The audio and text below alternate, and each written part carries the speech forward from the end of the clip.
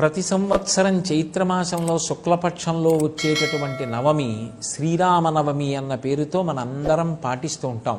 శ్రీరామ నవమి నాడు అందరూ తప్పకుండా ఉపవాసం చేస్తారు. చేసి పొద్దున్నే రామచంద్రమూర్తిని ఆరాధన చేసి బాలకాండలోంచి శ్రీరామచంద్రమూర్తి యొక్క అవతారం ఆవిర్భవించినటువంటి ఘట్టాన్ని, ఆ సర్గని పారాయణ చేస్తారు.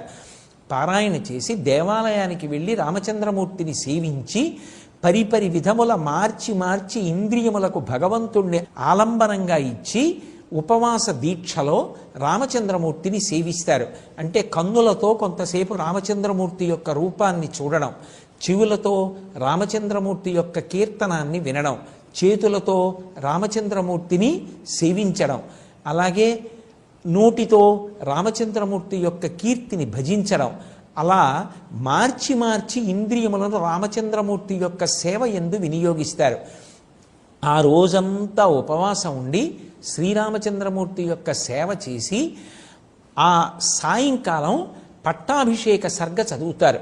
కాస్త సంస్కృత భాషా పరిజ్ఞానం ఉన్నటువంటి పెద్దల్ని ఆహ్వానించి ఆ రోజు సాయంకాలం భక్తులందరూ కూర్చుని యుద్ధకాండలో పట్టాభిషేక సర్గ ఏది ఉందో ఆ సర్గలో మకుటధారణ అంటారు. అంటే ఆయనకి కిరీటం పెట్టినప్పుడు వశిష్ఠాది మహర్షులు వచ్చి ఆ కిరీటాన్ని అక్కడ ఉంచి పూజించి ఆయన తల మీద అలంకరించారు. ఆ ఘట్టాన్ని ఒకసారి చదివి వివరణ చేస్తారు. ఆ మకుటధారణ సర్గ చదువుతారు. అలాగే ఆంధ్రదేశంలో సీతారామ కళ్యాణం ప్రఖ్యాతి వహించింది. కళ్యాణం చూసినంత మాత్రం చేత, కళ్యాణంలో ఉన్నటువంటి తలంబ్రాల అక్షతలు తల మీద వేసుకున్నంత మాత్రం చేత 3 రకములైనటువంటి అనుగ్రహం కలుగుతుంది. యజ్ఞం చెయ్యాలనేటటువంటి బుద్ధి కలిగి ఆ యజ్ఞం చేసినటువంటి కారణం చేత దేవతల యొక్క అనుగ్రహాన్ని పొంది తానే కాకుండా తాను తన చుట్టుపక్కల ఉన్నవారు సమాజము అంతా కూడా వర్ధిల్లుతుంది. అలాగే ఐశ్వర్యము బాగా పెరుగుతుంది. 3 సంతానము కలుగుతుంది. కళ్యాణము వలన పొందనటువంటి ప్రయోజనము లోకంలో ఉండదు. అన్ని ప్రయోజనములు పొందవచ్చు. అంత గొప్ప ప్రయోజనములకు ఆలవాలమైనటువంటి సీతారామ కళ్యాణాన్ని వాడవాడలా నిర్వహిస్తారు.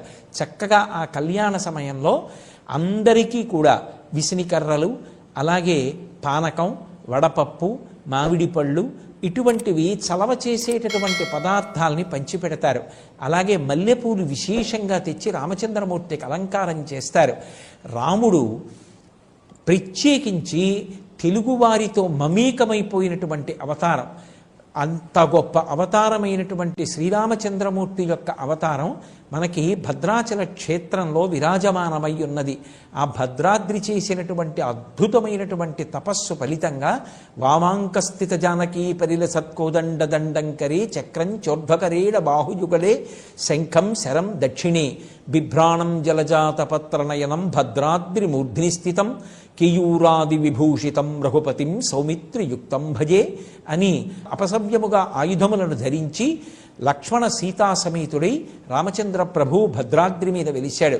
అలాగే మన రాష్ట్రంలో ఒంటిమిట్ట, గొల్లల మామిడాడ మొదలైనటువంటి అనేక క్షేత్రాలలో అద్భుతమైనటువంటి రీతిలో రామచంద్రమూర్తి యొక్క ఆరాధన, కళ్యాణము జరుగుతుంటాయి. చక్కగా ఆ రోజున రామాలయానికి వెళ్ళి రామచంద్రమూర్తి యొక్క నామం చెప్పి రామకోటి వ్రాసి అందరూ కూడా తరించడానికి పరమ యోగ్యమైనటువంటి కాలం.